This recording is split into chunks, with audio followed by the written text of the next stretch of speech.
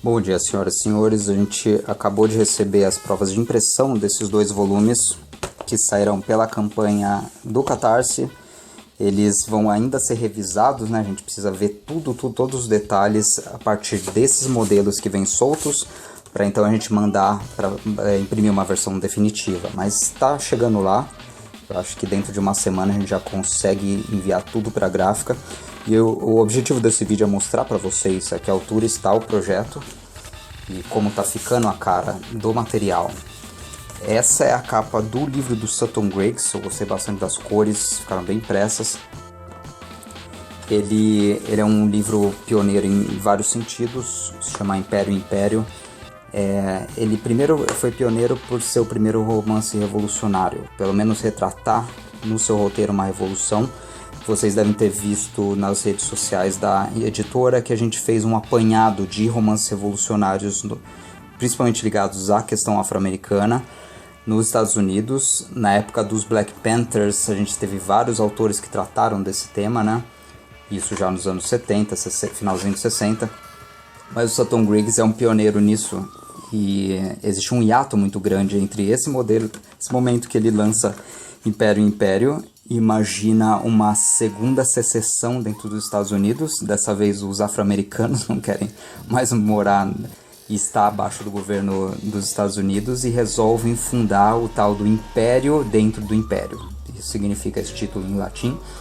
E eles pegam o estado do Texas para si e vendem segredos dos Estados Unidos, pelo menos o plano é esse, para forças estrangeiras, inimigas dos Estados Unidos, para então conseguirem, né, se separar e ter uma autonomia de suas comunidades. Sutton Griggs é esse indivíduo. Ele foi um pastor e um líder comunitário bastante importante. Então aqui já tem alguns erros que eu já identifiquei. Eu esqueci só de 3 palavras aqui no título, mas isso acontece. Por isso que é bom a gente ter esse tipo de prova. E o livro, ele, em termos de estrutura, ele é bastante experimental. Ele tem várias cartas no meio, declarações, ele tem tratados de governo do meio dele, né? Que são verdadeiras propostas de legislações, de códigos legislativos de um possível Estados Unidos afro-americano e tal. A gente colocou 2 vídeos que explicam mais o roteiro, né? Não vou me ater tanto a isso. Eu vou me ater mais à parte que a gente não mencionou nos vídeos, que é o pós-fácil. Então aqui tem esse material extra que a gente sempre gosta de deixar. Esse daqui, por exemplo, é algo que foi um achado. Isso é um jornal do Texas da época em que mostra o lançamento de Império Império. É um anúncio, vamos dizer, né? Tipo uma propaganda mesmo. Esse romance ele foi lançado e meio que teve uma tiragem baixa. O autor ele teve que custear o próprio livro e meio que vender para os paroquianos dele, né? Ele tinha uma igreja no interior do Texas e vender de porta em porta em certo momento da vida dele. Mas a comunidade afro-americana no Texas lia tudo que ele lançava atentamente. Ele chegou a lançar mais de 10 livros durante a vida. Esse é o primeiro, tá? Ele foi lançado em 1899, ele viveu até os anos 30 mais ou menos. Então ele pegou boa parte do desenvolvimento de sociedades, de agrupamentos de organização social afro-americanas. Inclusive ele fez parte do primeiro deles, que é o Niagara Movement, que foi encabeçado por gente que ficou muito mais famosa que ele, como o nosso amigo W.B. Du Bois. Esse indivíduo aqui, né? Que depois foi responsável pela ideia de pan-africanismo, né? O Du Bois depois se mudou para Gana e faleceu lá nos anos 60. Ele se envolveu muito com política internacional da África e os movimentos de descolonização. O Griggs não teve chance, né, de chegar nisso, mas ele participou de boa parte dessa efervescência, digamos, inicial. Aqui é uma foto que saiu num jornal dele, ele já um pouco mais velho, em 1913. E esse ensaio, então, final, ele conta bastante dessa história, tanto do envolvimento social do Sutton Griggs, quanto o papel desse romance para uma literatura mais socialmente engajada, né? O nome do pós-fácil é Ciência da Coordenação Popular. E dentro desse ensaio a gente fala de desenvolvimentos do que foi o movimento dos direitos civis. Existe uma ideia muito errada de que Martin Luther King inventou o movimento dos direitos civis e ele acabou meio com ele, né? Ele conseguiu o fim da interdição dos votos, que a gente chama, e a partir dos anos 60, os negros começam a votar e gozar de maiores direitos de cidadania por causa do Martin Luther King. Isso é uma ideia simplesmente errada, isso é um trabalho de várias gerações, já começou com a primeira geração saída da escravidão. Aqui a gente tem então os primeiros protestos contra a segregação. A gente tem essa adolescente aqui, Elizabeth Ann Eckford, que com 15 anos ela foi matriculada pelos pais numa escola de brancos, na Carolina do Norte, se eu não me engano. Não, no Arkansas, Little Rock, Arkansas. E ela ia, a partir do primeiro dia de aula, ela era acompanhada por centenas de pessoas. Essa foto ficou bastante icônica. Então tem uns tiozão velho aqui, tipo, atazanando ela, ameaçando inclusive. Chegou um nível que depois das primeiras semanas a coisa foi ficando tão violenta que a polícia teve que escoltar ela, e ela sempre de cabeça erguida. Hoje em dia ela é uma senhora, ela participou de vários outros movimentos de direitos civis para populações de imigrantes e de negros nos Estados Unidos, né? Ela virou uma ativista muito importante. Ela é uma senhora ainda viva. Vocês encontram inclusive bastante informação dela no Wikipedia, tem uma página em homenagem ao trabalho dela. Essa foto e essa figura ficou muito icônica. Então a gente liga essa história com o Sultan Griggs e chega na parte de estratégias. E o Sultan Griggs, ele descreve várias estratégias de protesto entre as personagens dele mesmo, né? Uma, inclusive, é um protesto sentado que estudantes organizados pelo Belton, um dos protagonistas do romance, fazem para que um professor consiga usar o refeitório dos professores brancos.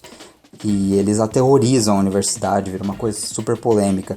O pessoal que estava lendo esse romance nos anos 60, quando ele teve o primeiro relançamento em tiragem grande mesmo, se espantou de ver que o que eles estavam fazendo nos anos 60, os sit-ins que a gente chama, que consistiam em protestos em que as pessoas iam para restaurantes segregados e ficavam horas sentados nos balcões sem ser atendido, às vezes sofrendo ameaça, mas eles faziam questão de ficar para contrapor-se, né, ao regime de segregação no Sul. A mesma coisa que eles estão fazendo aqui, as mesmas técnicas, inclusive, o Sultan Griggs relata lá em 1900. Isso espantou muita gente, né? A gente não tem relatos de que houveram, de fato, sit-ins na época do Sultan Griggs, em partes porque as universidades que aceitavam negros eram muito poucas. Tinha a Fisk University, inclusive o W.B. Du Bois estudou nela, mas ainda eram muito poucas, né? Não existia universidades mistas ainda. Só que eles viram, então, uma técnica muito parecida. Esses protestos eles ficaram famosos porque eles não duravam um dia, esse durou 6 meses. E é o pessoal, esses são estudantes da Johnson Smith University na Carolina do Norte, em Charlotte. Eles iam pra lá, o pessoal do restaurante ligava pra polícia, a polícia ia lá, às vezes dava um cacete no pessoal, às vezes simplesmente prendia. Só que fora do restaurante já tinha mais uma fila de estudantes prontos para ocupar o lugar desse pessoal, assim que eles fossem presos.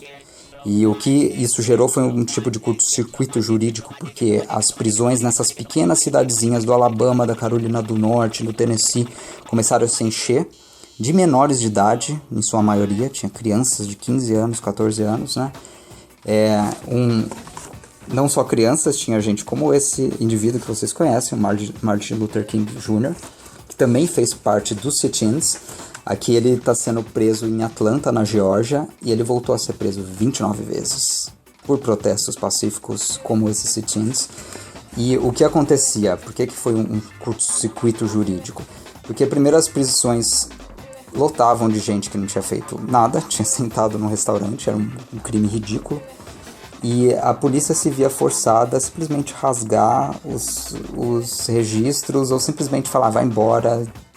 O pessoal não aceitava pagar dinheiro para sair, né, de fiança, porque isso seria fomentar esse regime racista da polícia e da administração local. Então isso gerou muita discussão, não só na mídia, mas também discussão dentro dos círculos da polícia, do sistema judiciário. Eles não sabiam o que fazer com esses protestos, né? E essa é a lógica, esse é o gênio por detrás dos protestos pacíficos, que ficaram reconhecidos então pela figura do Martin Luther King, mas ele é parte de um movimento muito maior e muito mais longevo, né, que começa talvez com a Ella Baker, mas começa enfim na geração do Sutton Griggs, existiam treinos também de resistência, porque esse daqui é um protesto que correu relativamente bem. Essas pessoas foram presas no dia. Existiam casos em que os próprios locais dos restaurantes brigavam com o pessoal que estava sentado, jogavam coisa na cabeça e por aí vai.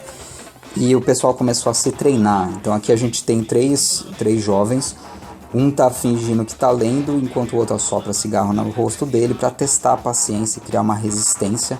O Dr. Martin Luther King chamava isso do momento da autopurificação. Existiam técnicas mesmo com seus nomes, com as suas etapas. Se vocês quiserem checar um tratamento mais detido de como funcionava essa técnica do sit-in, o Martin Luther King tem uma carta que ele enviou de uma cadeia no Alabama. Eu posso pôr o link aí dessa carta, ela é bastante importante. Esses movimentos eles acabaram então com desenvolvimentos próprios, porque o pessoal dos Black Panthers, por exemplo, aqui a gente tem o Huey P. Newton, né, aqui no cantinho, o Bob Seale aqui. Os Black Panthers já não achavam que a não violência funcionava. O Martin Luther King, por exemplo, foi assassinado, né? A gente tem toda uma história de uma reação muito grande a esses movimentos. E aqui eles fazem um protesto pacífico com armas, porque pelas leis da Califórnia você podia portar arma na frente da Assembleia Legislativa. Você não estava fazendo nada, você não pode ser preso. Eles começaram a explorar essa imagem ameaçadora, então, que já existia e já existe até hoje no imaginário popular a respeito do homem negro principalmente, né, e explorar para os próprios fins. Então aqui a gente fala um pouco desse desenvolvimento que tem muito a ver com o desenvolvimento do romance do Sutton Griggs, porque ele acaba em violência, ele acaba em revolução também, certo? Eu vou gravar outro vídeo pro Paul Laurence Dunbar, porque esse já tá ficando muito grande. Até a próxima.